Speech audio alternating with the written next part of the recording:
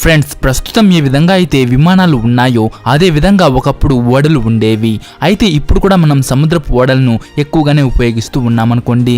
కానీ ఇంతకు ముందు కంటే కూడా ఇప్పుడు వీటిని మరింత ఎక్కువగా ఉపయోగిస్తున్నాము. సముద్రపు ఓడలు అంటే మరేదో కాదు, షిప్స్. ఇవి చాలా రకాలుగా ఉంటాయి. వీటిని ప్యాసింజర్స్ ను తీసుకువెళ్ళడానికి ఇంకా వస్తువులను తీసుకువెళ్ళడానికి ఉపయోగిస్తారు.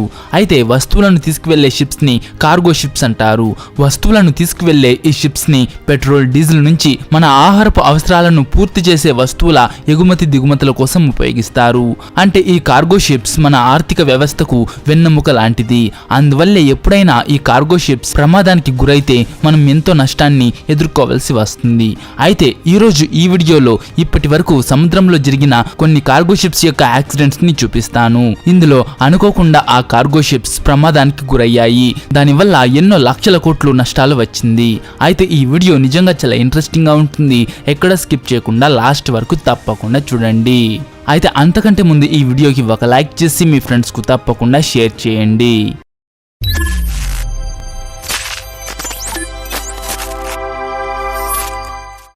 హోయిగ్ ఒసాకా.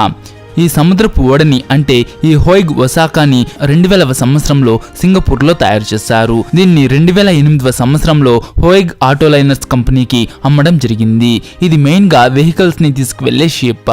590 అడుగుల పొడవు ఉన్న ఈ షిప్ లో 2500 కంటే కూడా ఎక్కువ వెహికల్స్ ని ఒకేసారి లోడ్ చేయవచ్చు.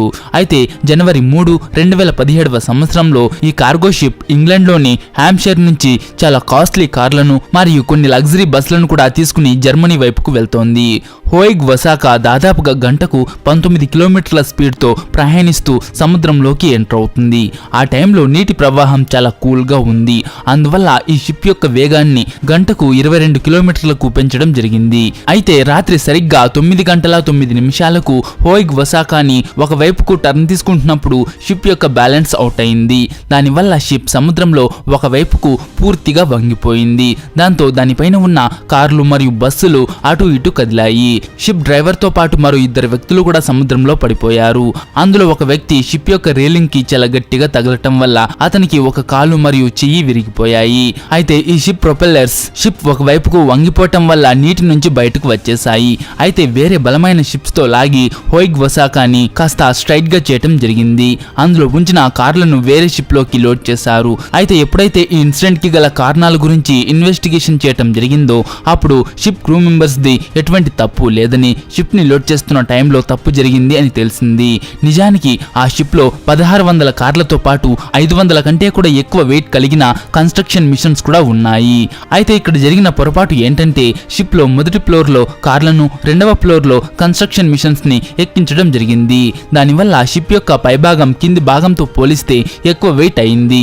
అందువల్ల టర్న్ తీసుకుంటున్నప్పుడు షిప్ దాన్ని బ్యాలెన్స్ కోల్పోయింది. అయితే ఈ ప్రమాదంలో ఎవరికి ప్రాణాలు పోలేదు. సముద్రంలో పడ్డ డ్రైవర్స్ ని కూడా సేఫ్ గా బయటకు తీయటం జరిగింది. Express pearl. ఈ ఎక్స్ప్రెస్ పెరల్ సింగపూర్లోని ఒక కార్గో షిప్. ఈ షిప్ ఫిబ్రవరి 2021లో దాని సేవలను స్టార్ట్ చేసింది. అయితే ఆశ్చర్యం కలిగించే విషయం ఏమిటి అంటే కేవలం 3 నెలల లోపలే ఇది పాడైంది. ఎక్స్ప్రెస్ పెరల్ దాదాపుగా 610 అడుగుల పొడవు ఉంది. అయితే మే 20, 2021న శ్రీలంకలోని కొలంబో ఒడ్డున ఈ షిప్ లో సడన్ గా భయంకరమైన మంటలు అంటుకున్నాయి. ఆ టైంలో ఈ షిప్ లో 1400 కంటే కూడా ఎక్కువగా కంటైనర్స్ ఉన్నాయి. ఈ కంటైనర్స్ లో బ్యూటీ క్రీమ్స్ ని తయారు చేయడానికి కావలసిన ముడి పదార్థాలతో పాటు 25 మెట్రిక్ టన్నుల నైట్రిక్ యాసిడ్ మరియు వేరే కెమికల్స్ కూడా ఉన్నాయి. ఈ వస్తువులన్నీ కూడా మండే పదార్థాలు. ఈ మంటలు నైట్రిక్ యాసిడ్ కంటైనర్ లీక్ అవ్వడం వల్ల స్టార్ట్ అయి ఉంటుందని అంటున్నారు. ఈ కంటైనర్ చాలా రోజుల నుంచి లీక్ అవుతోంది. షిప్ లో ఉన్న క్రూ మెంబర్స్ ఈ లీకేజ్ ని ఆపలేకపోయారు. ఎప్పుడైతే ఈ షిప్ శ్రీలంకలోని కొలంబో ఒడ్డుకు దగ్గరగా వచ్చిందో అప్పుడు కొంతమంది ఎక్స్పర్ట్స్ ను శ్రీలంక నుంచి కంటైనర్ లీకేజ్ ని ఆపడం కోసం పిలవడం జరిగింది. అయితే ఎక్స్పర్ట్స్ టీం ఈ షిప్ వరకు చేరుకునే లోపే ఈ షిప్ పూర్తిగా మంటలతో నిండిపోయింది. అయితే మే 27, 2021 అర్ధరాత్రి టైంకి శ్రీలంకలోని ఫైర్ కంట్రోలర్ వర్కర్స్ షిప్ లో అంటుకున్న మంటలను ఆర్పగలిగారు మరియు ఆ షిప్ లో చిక్కుకున్న 25 మందిని సేఫ్ గా బయటకు తీశారు. అయితే వేగవంతమైన గాలులు మరియు కెమికల్స్ కారణంగా ఆరిపోయిన మంటలు మరోసారి పైకి లేచాయి మరియు ఒక వారం వరకు కంటిన్యూస్ గా మండిన తర్వాత చివరగా ఈ షిప్ జూన్ 2న సముద్రం లోపలికి వెళ్ళిపోయింది. మునిగిపోయే ముందు ఈ షిప్ లో ఒకదాని తర్వాత ఒకటి చాలా పేలుళ్లు జరిగాయి. చెలరేగాయి. ఈ పేలుళ్ల సౌండ్ కొలంబో అంటే శ్రీలంక యొక్క రాజధానిలో ప్రతిధ్వనించింది. ఈ ఇన్సిడెంట్ ని శ్రీలంక చరిత్రలో అత్యంత పెద్ద సముద్రపు విపత్తుగా భావించడం జరిగింది. ఆ కెమికల్స్ అంతా నీళ్ళలో కలిసిపోయాయి. దానివల్ల లక్షల సంఖ్యలో చేపలు మరియు వేరే సముద్రపు జీవులు వెంటనే చనిపోయాయి.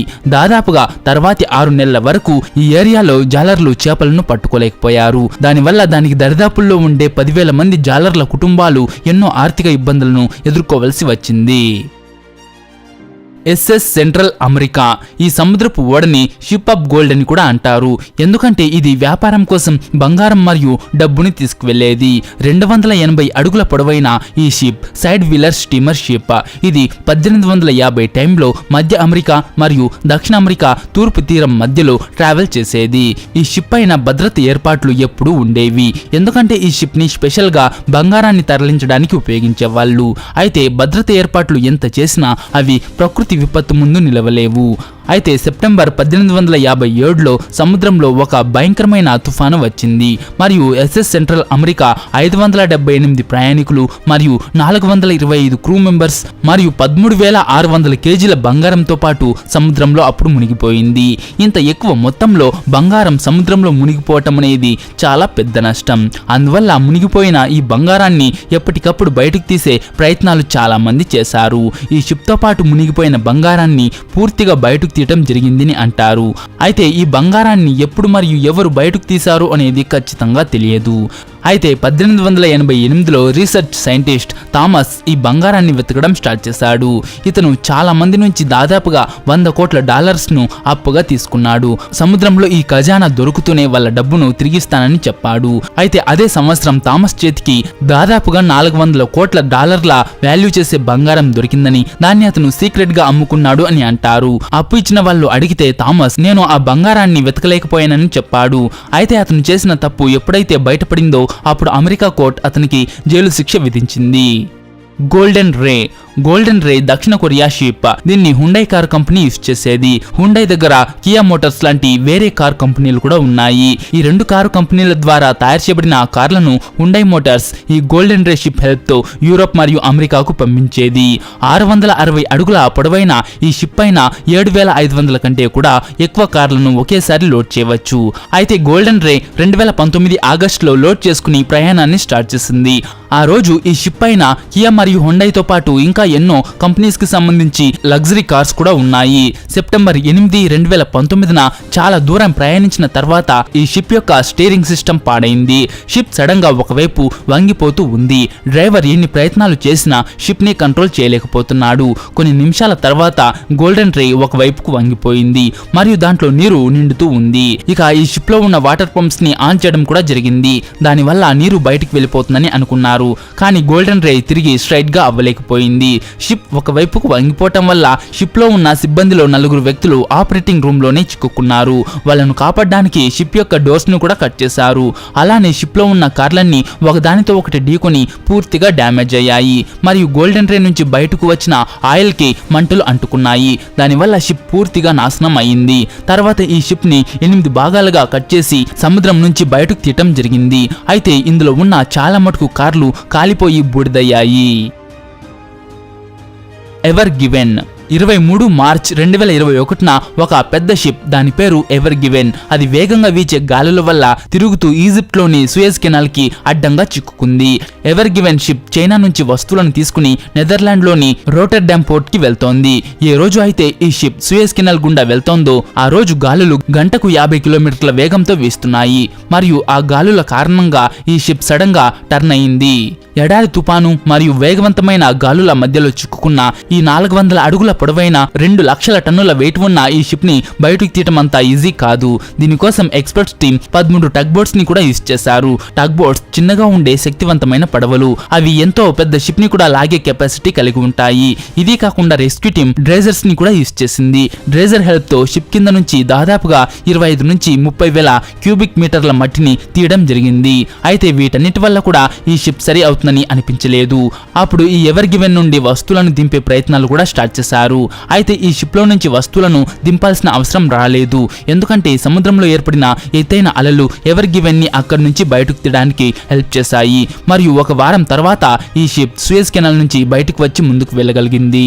అయితే ఈ షిప్ కెనాల్లో చిక్కుకోవటం వల్ల దాదాపు 300 షిప్స్ యొక్క రూట్ ఆగిపోయింది. ఆ షిప్స్ అన్ని ఎవర్ గివెన్ ని బయటకు తీయడం కోసం వెయిట్ చేస్తూ అక్కడే సముద్రంలో ఆగిపోయాయి, ఎందుకంటే ఈ షిప్స్ అన్ని కూడా సూయజ్ కెనాల్ గుండా వెళ్లాల్సి ఉన్నాయి. అయితే కేవలం ఈ ఒక్క షిప్ ఈ కెనాల్లో చిక్కుకోవటం వల్ల సముద్రంలో ఎంత ట్రాఫిక్ జామ్ జరిగింది అంటే ఇలాంటి ట్రాఫిక్ జామ్ ని ఇంతకు ముందు ఎప్పుడు చూడడం జరగలేదు.